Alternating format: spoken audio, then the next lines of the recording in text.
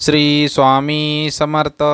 स्वामी समर्थ माझी आई या चॅनलमध्ये आपले सर्वांचे स्वागत आहे. आज मी तुमच्यासाठी पुन्हा एकदा नवीन संदेश घेऊन आलेलो आहे. हा संदेश सर्वांनी शेवटपर्यंत ऐकायचा आहे. स्वामींचे हे संदेश आपल्याला नक्कीच प्रेरणादायी ठरतात.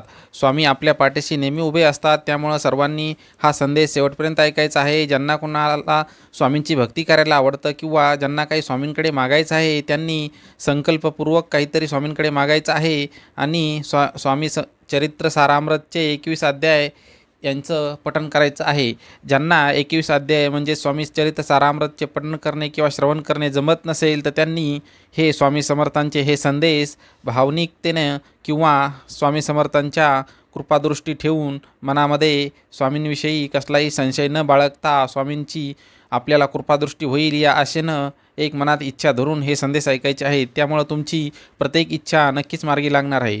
चला तर मग आत्ता आपण स्वामींच्या नामस्मरणाकडे वळूया. स्वामींचा आजचा काय संदेश आहे त्याच्याकडे वळूया. वादळामध्ये दिवा लावण्याची हिंमत ठेवा. नियती ही तुमच्यासमोर झुकल्याशिवाय राहणार नाही. माणसाच्या बोलण्यामध्ये जग जिंकण्याची ताकद आहे. देवाला प्राप्त करायचे असेल तर नामस्मरणाशिवाय पर्याय नाही. ठेविले अनंते तैसेची राहावे चित्ती, असू द्यावे समाधान. जे आपल्याकडे नाही त्या गोष्टीचे चिंतन करू नका, त्यामुळे पदरात फक्त दुःख पडते. इच्छेरूपी वेल वाढू देऊ नका, कारण माणसाच्या इच्छा कधीच संपत नाहीत, कधीच थांबत नाही. त्यामुळे आपला इच्छेरूपी वेळ इच्छेरूपी जो आपला वेल आहे, म्हणजेच आपल्या माणसाच्या मनातील ज्या इच्छा आहेत त्या तुम्ही कधीच वाढू देऊ नका. आपण देवाकडे गेलो तर काही ना काही मागतच असतो. देवाने कितीही भरभरून दिले तरी आपल्या इच्छा थांबत नाही. त्यामुळे हवे त्यामध्ये समाधानी राहायला शिका. जे आपल्याकडे आहे त्यामध्ये समाधान माना. देवाकडे कुठल्याही गोष्टीची आशा धरू नका. देव सर्व काही जाणता आहे. तो आपल्याला न सांगताच सर्व काही देणार आहे. देणाराही देव आहे आणि घेणाराही देव आहे. सुखाच्या पाठीमागे धावू नका. आहे त्यामध्ये समाधानी राहून जीवनाचा रथ हाकायला शिका. वारा कधी स्वतःकरता वाहत नाही. झाडे कधी स्वतःकरता फळे देत नाहीत. स्वामीसुद्धा आपल्या भक्तांसाठी कार्य करत असतात. ज्या ठिकाणी भेदभाव केला जात नाही ते ठिकाण म्हणजे स्वामींचा दरबार. स्वामी आपल्या सर्व भक्तांना समान मानतात. सर्वांना आपल्या कर्मानुसार फळ देत असतात.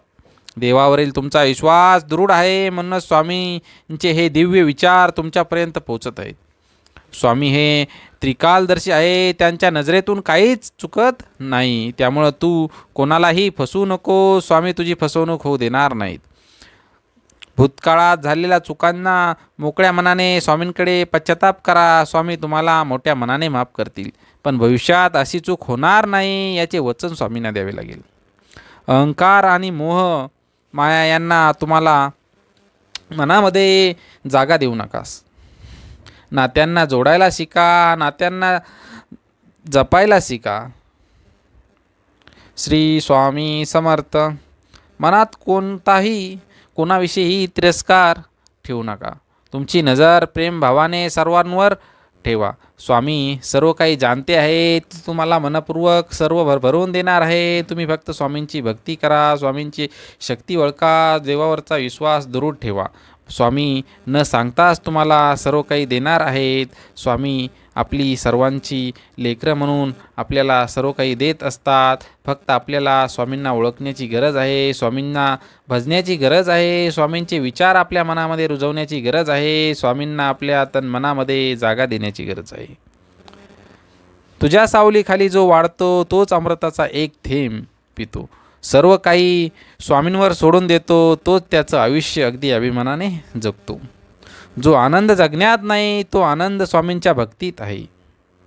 ज्यांचा स्वामी समर्थ नाथ आहे तो अनाथ कसा काय असू शकतो. महादेवाची शक्ती आणि महादेवावर विश्वास इतका ठेवा की संकट तुमच्यावर आले तर महादेवाला काळजी लागली पाहिजे.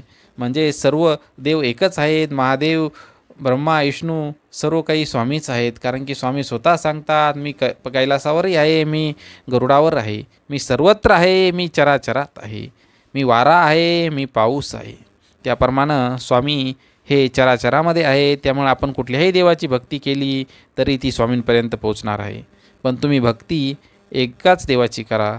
एकदा ह्या देवाची एकदा ते देवाची याप्रमाणे भक्ती करू नका. कारण की भक्ती मार्ग हा एक मार्ग असा आहे की जो तुम्ही फक्त एका दिशेने चालतो, एका देवावरती चालतो, एका आपले जी इष्ट देवता आहे त्यावरती तुम्ही जर आपली भक्ती केली, त्यांच्याप्रमाणे जर आपण वागलो तर तुमचं निश्चितच पुढं कल्याण होणार आहे आणि भगवंत तुम्हाला भरभरून देणार आहे.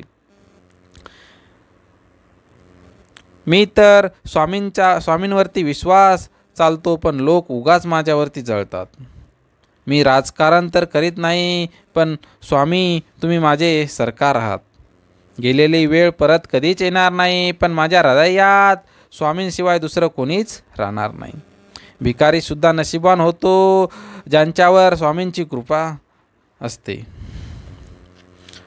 स्वामी तुझं नाव घेऊन मी माझं प्रत्येक काम सुरू करतो आणि लोक म्हणतात की तू खूप नशीबवान आहेस.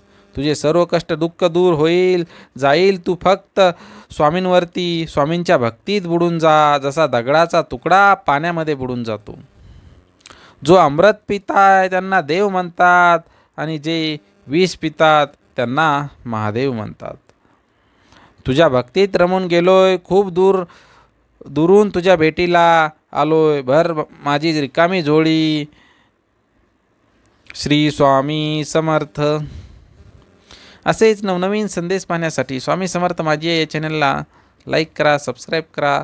तसेच असेच नवनवीन व्हिडिओ आणि अपडेट तुमच्यापर्यंत पोहोचण्यासाठी आपल्या चॅनलला बेल आयकॉनवरती क्लिक करा. यामुळे आपले नवनवीन अपडेट तुमच्यापर्यंत नक्कीच पोहोचत राहतील. श्री स्वामी समर्थ. अवधूत चिंतन. श्री गुरुदेव दत्त. श्री स्वामी समर्थ महाराज की जय.